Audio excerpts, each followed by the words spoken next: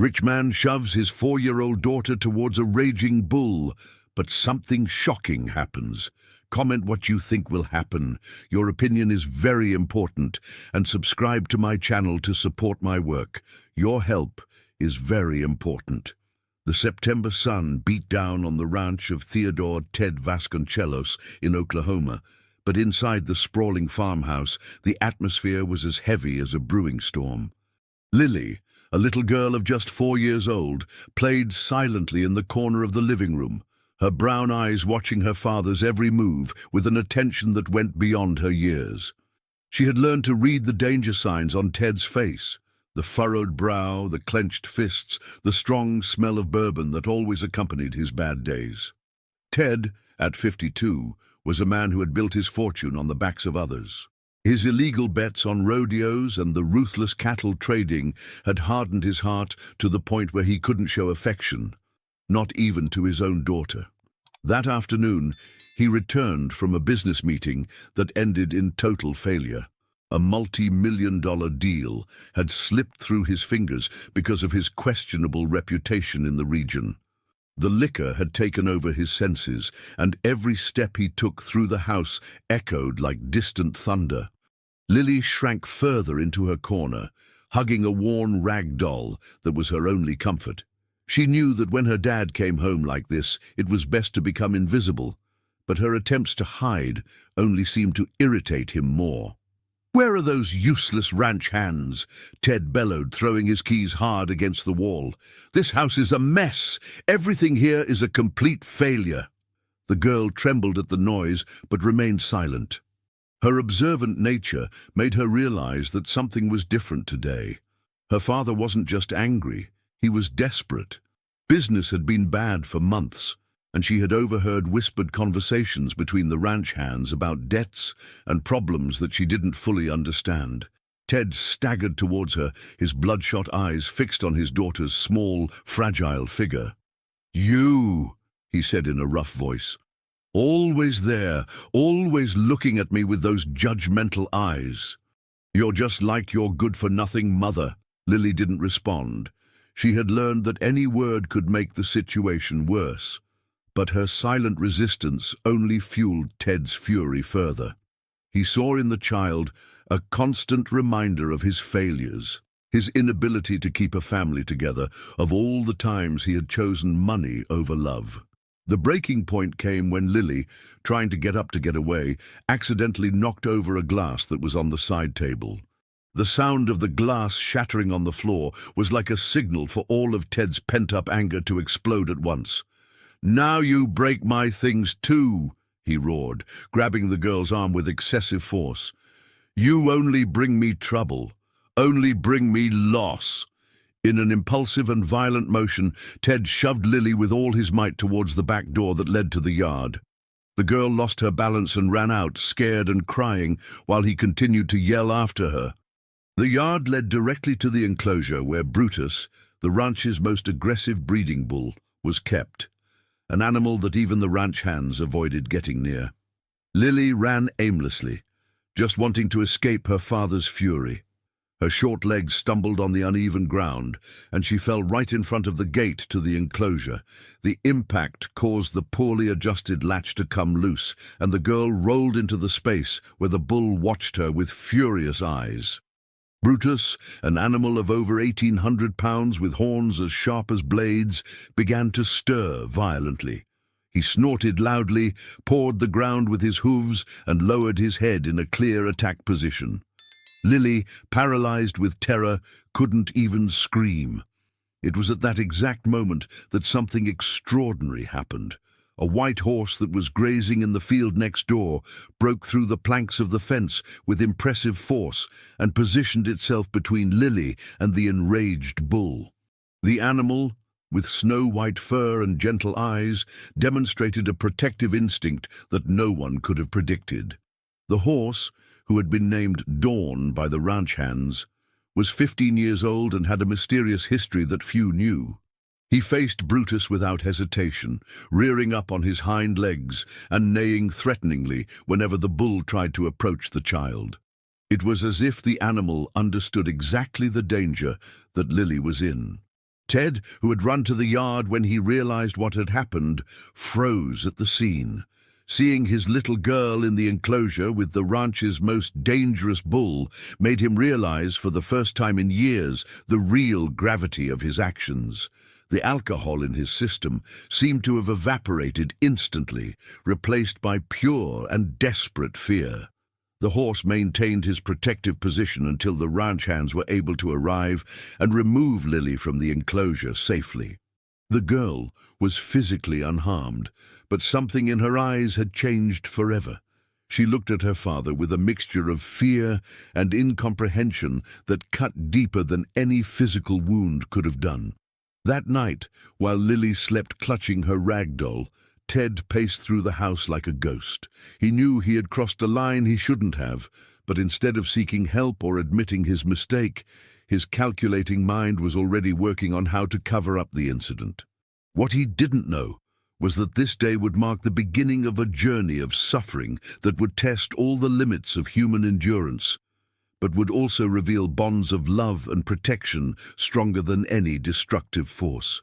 The days that followed the incident transformed the ranch into a place of suffocating tension. Lily hadn't uttered a single word since that terrible afternoon, and her change in behavior was so drastic that even the most inattentive ranch hands noticed. The girl who had once played in the corners of the house now spent hours motionless, staring blankly into nothingness, as if her soul had retreated to a place where no one could reach her.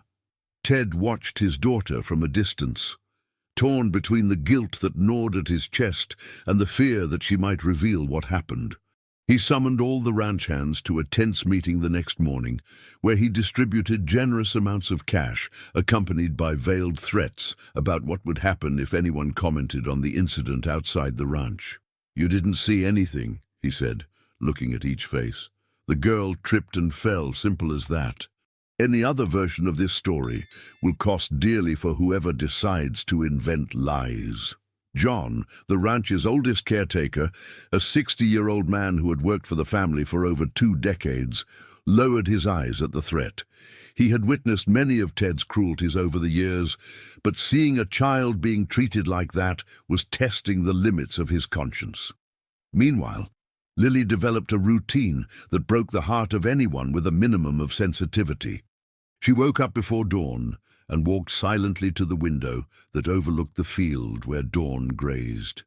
The horse, as if sensing her presence, always raised his head towards the house, and they would stare at each other for long minutes in a silent communication that no adult could understand. The girl's eating became a serious problem. She refused most of the food offered, pushing the plates away with almost imperceptible gestures. Rose, the 45-year-old cook who had cared for Lily since she was a baby, tried everything to get her to eat, preparing her favorite dishes and inventing games to make mealtimes more attractive.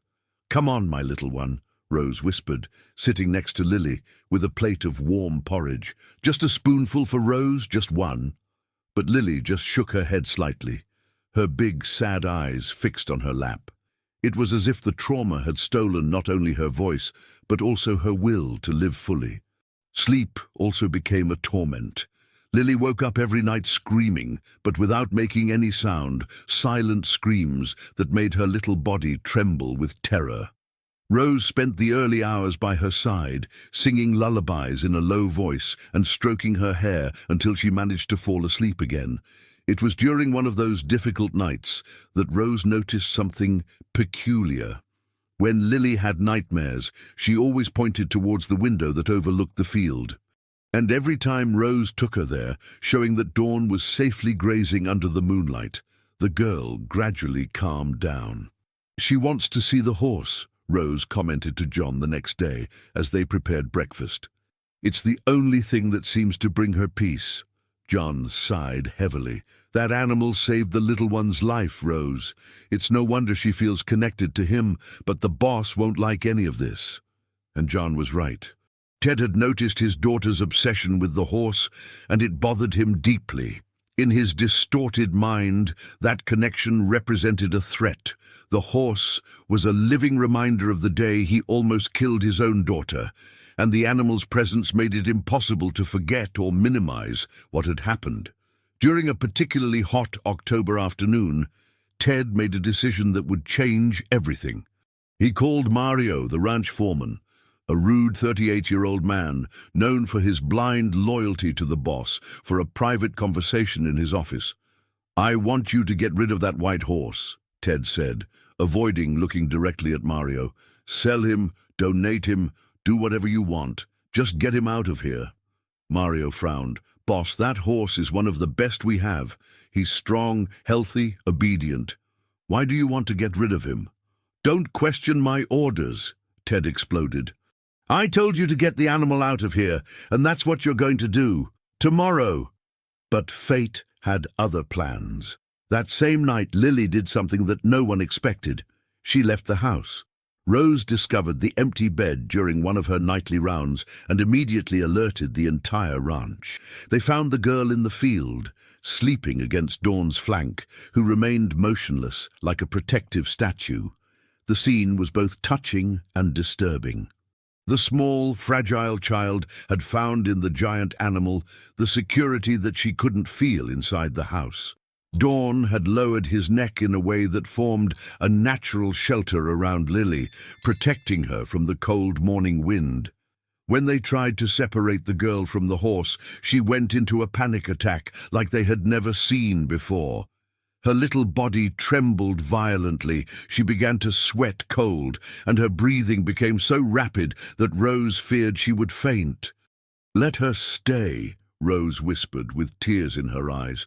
"Can't you see that she needs him?" Ted, who had arrived at the field still in his pajamas, watched the scene with a mixture of anger and despair. He realized that his daughter had created an emotional dependence on the horse that would make it impossible to separate them without causing even more trauma to the child. It was on this night that he made the most cowardly decision of his life. If he couldn't get rid of the horse without completely destroying Lily, then he would get rid of both. He called his sister Eunice, who lived in rural upstate New York, a 2-hour drive away. "I need you to take care of Lily for a while," he said on the phone, carefully choosing his words. "She's going through a tough time, and I think a quieter environment would be good for her." Eunice, a bitter 47-year-old woman who lived alone on a decaying rural property, hesitated before answering. "And how much do you intend to pay for taking care of the girl?" The coldness of the question revealed exactly the type of person she was, but Ted didn't care. In fact, he preferred it that way. Someone who saw Lily only as a source of income would be less likely to ask inconvenient questions about her emotional state or the circumstances that led her there. $2,000 a month, he offered. "And you don't have to worry about anything else. She's an easy child to take care of." Lie. Lily was anything but easy to care for. She needed medical attention, therapy, love, and patience, things that Eunice had neither the interest nor the ability to offer.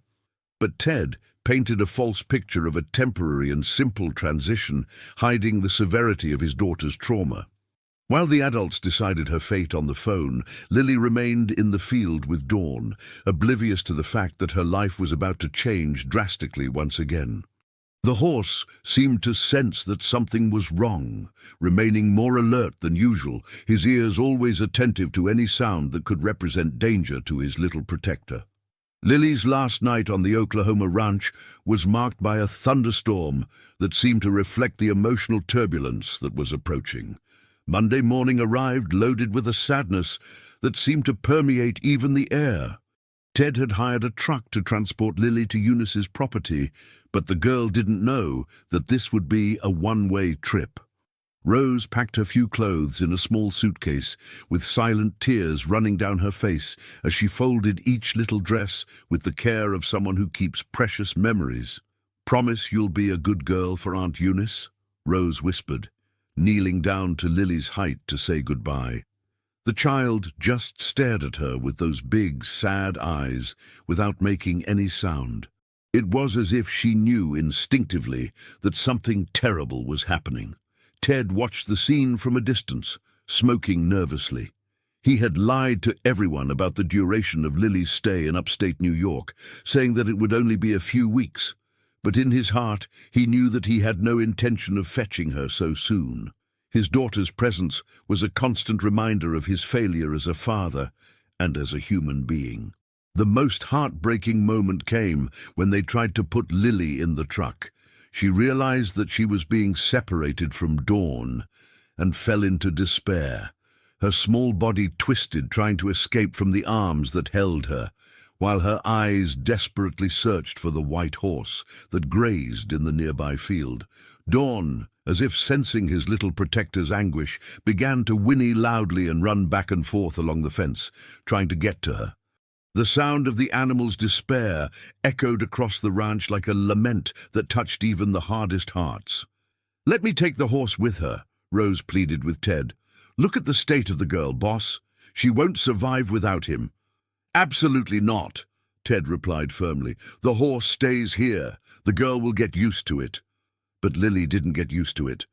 During the entire 2-hour drive to upstate New York, she remained huddled in the corner of the seat, trembling and looking out the rear window of the truck as if expecting to see Dawn running after them. The driver, a simple man named Sebastian, was so disturbed by the child's suffering that he even suggested they go back to get the animal. "It's not normal for a child to suffer like this," he commented to Ted. "It seems like she's dying inside." And she was. With every mile they drove away from the ranch, Lily felt as if a part of her soul was being torn away.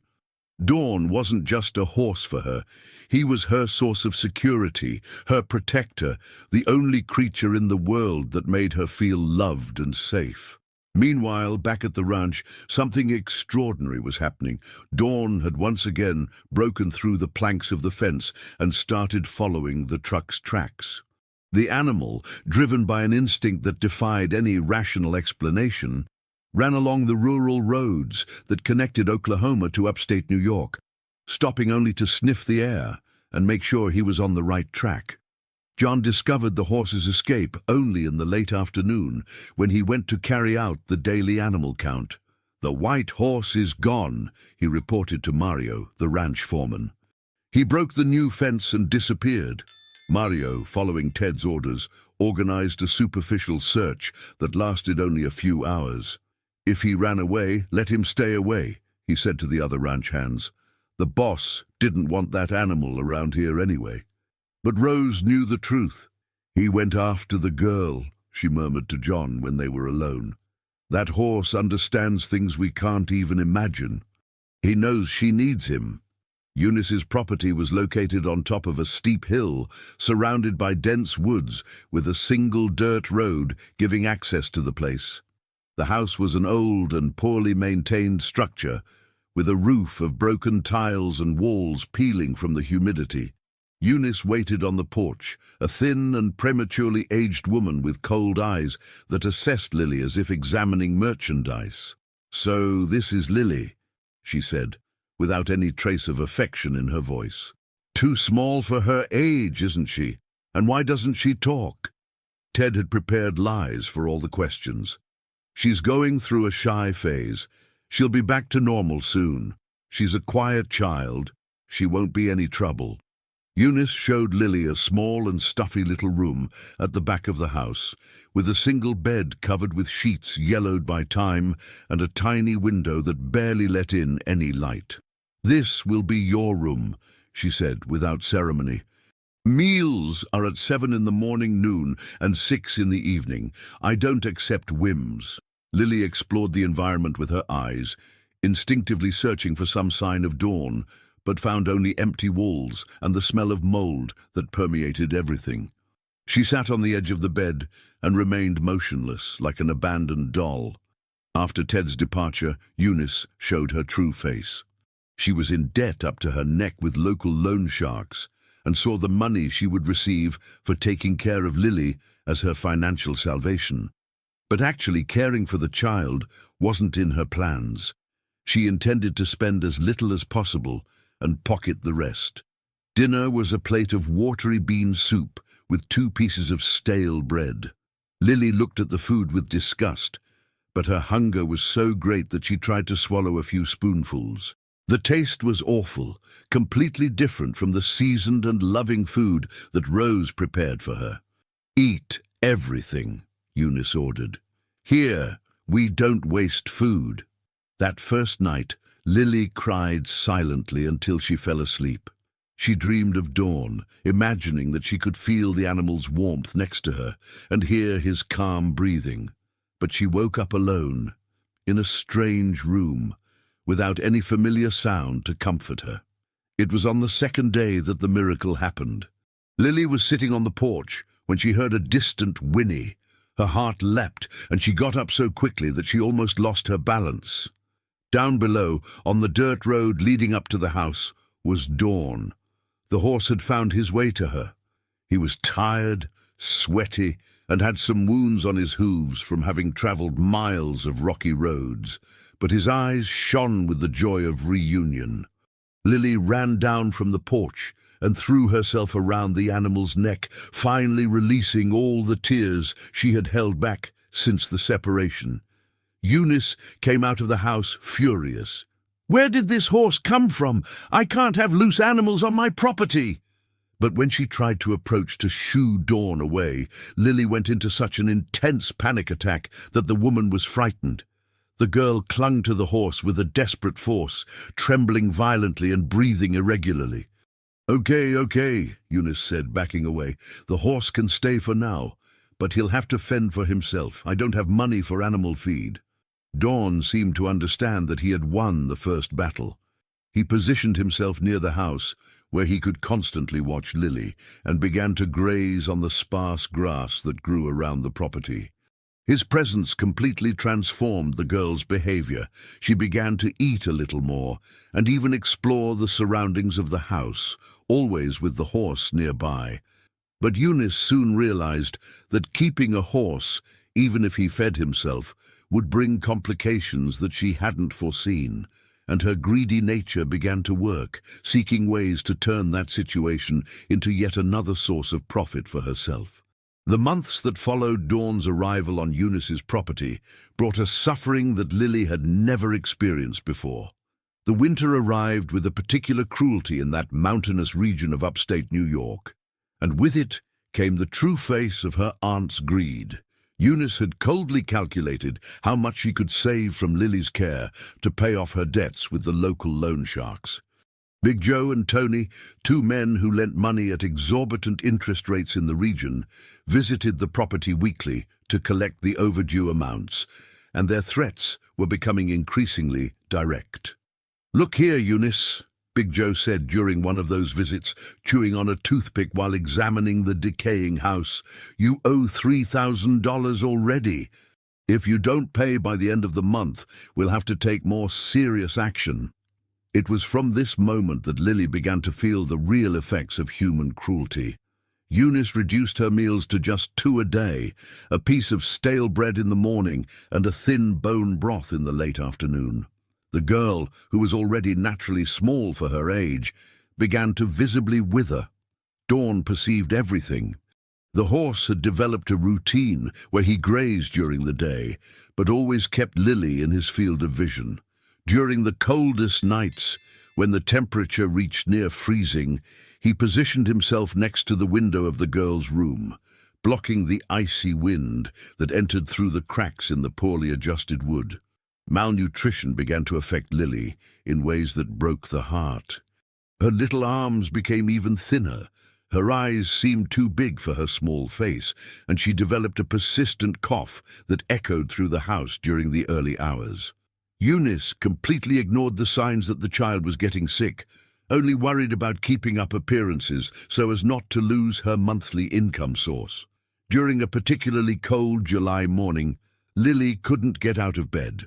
Her little body trembled with fever, and she coughed in a way that indicated that something was seriously wrong with her lungs. Eunice, annoyed by the noise, went to the room and found the girl in a deplorable state. "Get up, lazy girl," she grumbled, pulling the thin sheets that covered Lily. "I don't have time for faking." But when she touched the child's forehead, even Eunice was frightened by the elevated temperature. Lily was burning with fever, her lips were bluish from the cold, and she was breathing with difficulty. It was obvious that she needed immediate medical attention. Dawn, who had realized that something was wrong, began to show a restless behavior that caught the attention of Dorival, the retired veterinarian of 68 years old, who lived on the neighboring property. Dorival was a kind man who had dedicated 50 years of his life caring for animals, and his experience had taught him to read the signs that animals sent when something wasn't right. "That horse is trying to tell us something," he commented to his wife Connie, a 65-year-old woman who shared with him a passion for animals. "He doesn't stop whinnying and pacing back and forth along the fence." Connie, who had a maternal heart, even though she had never had children, suggested that they go check if everything was okay at the neighbor's house. "That woman received a child to take care of a few months ago. Maybe that's what's making the horse agitated." When Dorival knocked on the door of Eunice's house, she tried to disguise the situation. "Everything's normal here," she said, blocking the entrance. "The girl just has a little cold." But Dorival had seen too much in life to be fooled by obvious lies. "Can I take a look at her? I have experience with fevers, even though I'm a veterinarian." Dorival's gentle but firm insistence ended up overcoming Eunice's resistance, who was genuinely worried about the possibility of Lily getting even worse and dying under her care. When the veterinarian entered the little room where the girl was, he was shocked by what he found. Lily was lying on a bed without proper blankets, trembling with cold and fever at the same time. Her clothes had been dirty for days, her hair tangled, and it was possible to count her ribs through her skin. Dorival, who had witnessed a lot of animal suffering throughout his career, had never seen a child in such a deplorable state. "My God," he murmured, kneeling next to the bed. "This girl is malnourished and has pneumonia. She needs a hospital immediately." Eunice panicked. Taking Lily to the hospital would mean exposing her neglect, and that could cost not only the monthly money she received from Ted, but also bring legal problems for her. "I can't pay for a hospital," she said, trying to minimize the situation. "She'll get better with some home remedies." It was at that moment that Dorival made a decision that would change everything. He looked at that defenseless child and saw in her all the injured animals he had saved throughout his life. Lily wasn't just a patient. She was an innocent soul who needed protection. "I'm going to take care of her," he said firmly. "I'm going to bring medicines, proper food, and I'm going to keep an eye on her recovery. But this can't continue like this." Eunice, realizing that she had lost control of the situation, tried to negotiate. "You can't interfere in my house. I'm responsible for the girl." "And what responsibility is that?" Dorival retorted, his voice filled with contained indignation. "Letting a 4-year-old child go hungry and cold? That's not care, it's cruelty."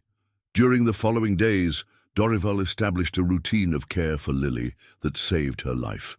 He brought nutritious soups prepared by Connie, medicines for the fever and cough, and warm blankets to protect her from the cold. More importantly, he brought care and competent medical attention. It was during these intensive cares that Dorival began to perceive disturbing details about Lily's physical state. Besides the obvious malnutrition, he noticed old marks on her arms, small scars that suggested injuries that had not been treated adequately. When he questioned Eunice about these marks, she became defensive and evasive. "She's always been a child who gets hurt a lot," Eunice said. "That's just how she is."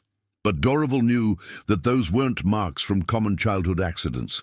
His experience in diagnosing injuries in animals had taught him to recognize signs of abuse, and what he saw in Lily triggered alarms in his conscience. Dawn, during this entire period, remained a silent guardian. The horse refused to stray too far from the house, even when hunger forced him to look for pasture in more distant places. He had lost weight, his flanks were more visible, but his dedication to the girl never wavered. One night when Lily finally managed to get out of bed after a week of intensive care, she walked to the window and saw Dawn grazing under the moonlight. The horse immediately raised his head and approached the window, and for the first time in weeks, Lily Esber saw something that resembled a smile. It was at that moment that she whispered her first words since the incident on Ted's ranch. "Dawn," she said, her voice hoarse and weak, but filled with love. "You stayed." Dorival, who had slept in the living room to monitor the girl during the night, heard that whisper and felt tears spring to his eyes. He realized that he was witnessing something much deeper than a simple medical recovery. He was seeing a wounded soul beginning to heal through the unconditional love of an animal. Lily's recovery brought with it a profound change that not even Dorival had anticipated. As she gained strength under his loving care, the girl began to talk more, and her words revealed truths that shook the structures of lies built by Ted and Eunice. During an afternoon in August, while Dorival examined the old scars on Lily's arms, she looked directly into his eyes and said with surprising clarity, "Daddy pushed me at the bull. Dawn saved me." The child's simple words fell like a bomb in the veterinarian's heart. Dorival had suspected that there was something very wrong with the story that Eunice told about the origin of Lily's injuries, but hearing from the girl herself that her father had deliberately placed her in danger was a shock that left him speechless for several minutes. "Tell me more about it, sweetheart," he said softly, sitting next to her on the bed. "Do you remember what happened that day?" Lily, with the cruel innocence of children, recounted the events of that terrible afternoon in Oklahoma with details that cut like razors. She described her father's smell of bourbon, the anger in his eyes, the violent push, and especially the moment when Dawn broke through the fence to protect her from the enraged bull. "Daddy was scared after," she continued. "Told everyone I had fallen alone. But I remember. Dawn was very brave." Dorival felt a mixture of anger and compassion that almost suffocated him. As a foster parent to several orphaned animals throughout his life, he knew intimately the protective instinct that some beings develop for the most vulnerable.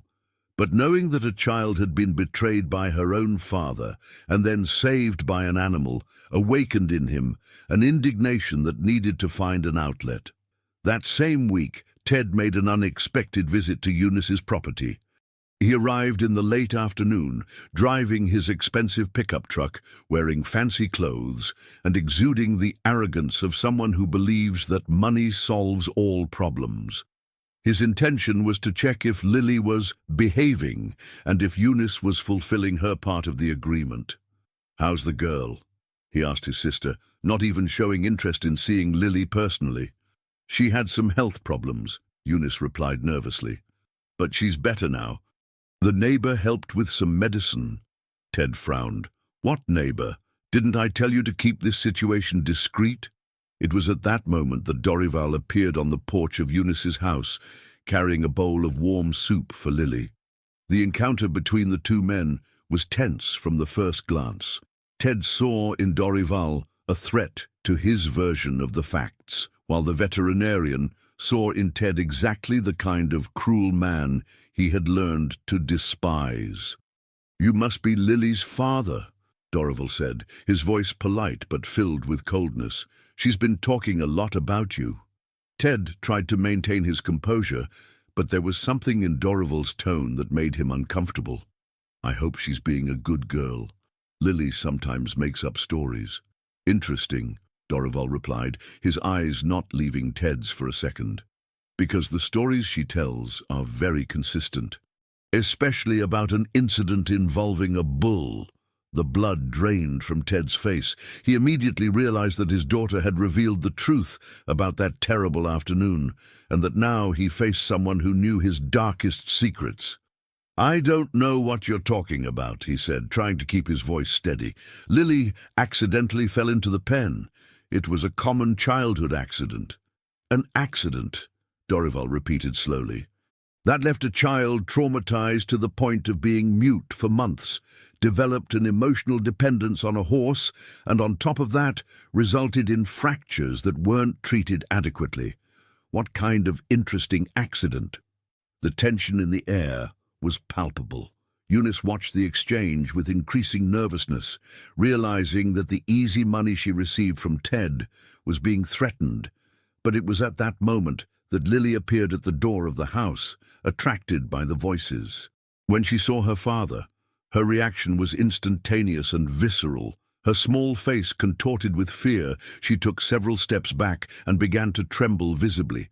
But what was most striking was that she immediately began to look for Dawn with her eyes, seeking the safety that only the horse could offer. Dawn, who had been grazing near the house, immediately noticed the change in Lily's behavior. The horse approached quickly and positioned himself between the girl and Ted, his ears back and his eyes fixed on the man who had caused so much suffering to his little protector. "Get that animal away from me!" Ted ordered, his mask of control finally falling. "I won't allow animals to interfere in my affairs." But when he took a step towards Lily, Dawn reacted in a way that surprised everyone. The horse reared up slightly and positioned his body so that it was impossible for Ted to approach the girl without going through him first. It was a clear and unequivocal demonstration of protection. "Interesting," Dorival observed. "The animal seems to know very well the danger you represent to your own daughter." It was at that moment that the situation exploded completely. Ted, humiliated in front of strangers and confronted with the living evidence of his crimes, completely lost control. He grabbed a thick branch that was on the ground and tried to hit Dawn to move him away from Lily. The horse, who had been patient and protective for all these months, finally showed that he could also be a force to be feared when necessary. Dawn dodged the blow with surprising agility and, in a defensive movement, pushed Ted with his chest, causing him to trip and fall heavily to the ground. Ted tried to get up, but he had twisted his ankle in the fall and screamed in pain. "That animal is dangerous," he bellowed. "You'll have to put him down." "The only dangerous being here is you," Dorival said with an icy calm. "And now I'm going to make sure that the whole community knows exactly what kind of father you are." In the following days, Dorival fulfilled his promise. During the county fair, an annual tradition that brought together all the families of the region, he publicly presented the evidence of the abuse suffered by Lily. He had photographically documented the signs of malnutrition, the old scars, and had the child's own testimony about the incident with the bull. The rural community of upstate New York was small and close-knit, where everyone knew and protected each other. When they learned that an innocent child had been the victim of such cruelty, the outrage was unanimous. Ted was confronted publicly by dozens of people who demanded explanations and justice. But the most shocking revelation was yet to come. During the investigations that followed, it was discovered that Dawn wasn't just any horse that had developed affection for Lily. The animal had belonged to Ted's father, a kind man who had passed away years before, and whose favorite horse had been hidden on the ranch all this time. "Your father must be turning in his grave," an elderly woman from the community said to Ted during the fair. "He was a good man who loved animals and protected children. How could he have raised such a cruel son?" The social pressure, combined with the medical evidence and Lily's testimony, created an unsustainable situation for Ted. His businesses began to decline when the local community refused to do business with him. The illegal bets he organized lost clientele, and even his most loyal employees began to question his moral authority. In October, during a violent thunderstorm that swept through the region, Ted made a last desperate attempt to regain control of the situation. He appeared at Eunice's property, drunk and furious, demanding that Lily return with him immediately. "She's my daughter," he shouted to Dorival, who had become the girl's unofficial protector. "You have no right to interfere." But when he tried to take Lily by force, Dawn again intervened. This time the confrontation was more intense. Ted, blind with rage and alcohol, attacked the horse with an iron bar, managing to injure him in the flank. Dawn, even injured, did not back down. He protected Lily with his own life. The violence against the animal that had saved his daughter was the last straw for the community to take definitive action. The next day, led by Dorival, and with the support of several local families, a lawsuit was initiated that guaranteed that Lily would never return to her father's care. Ted, facing lawsuits, economic boycotts, and complete social isolation, saw his empire of cruelty collapse like a house of cards. He lost the ranch, the businesses, and even the respect of the few who still supported him. He was forced to leave the region, carrying only the baggage of his own crimes and the certainty that he had destroyed everything that could have been precious in his life. In December, when the summer brought back warmth and hope to that mountainous region, Lily finally found the peace that had been stolen from her. Dorival and Connie officially became her legal guardians, offering the love and care she always deserved. The last scene of the story shows Lily running freely through the field on Dorival's property, with Dawn trotting alongside her. The horse had fully recovered from his injuries and returned to demonstrate the natural nobility he always possessed. Lily, now 5 years old, laughed out loud while running, a sound that had been lost for so long that it seemed like a miracle to hear it again. She had found not only a safe home, but a true family built through love, patience, and overcoming adversity. Dawn continued to be her protector and best friend, but now he no longer needed to be her only refuge. The girl had learned that there were good people in the world, that true love always conquers cruelty, and that sometimes protective angels come to us in the most unexpected form, like a white horse with a heart of gold, who never doubted that a child deserved to be protected and loved.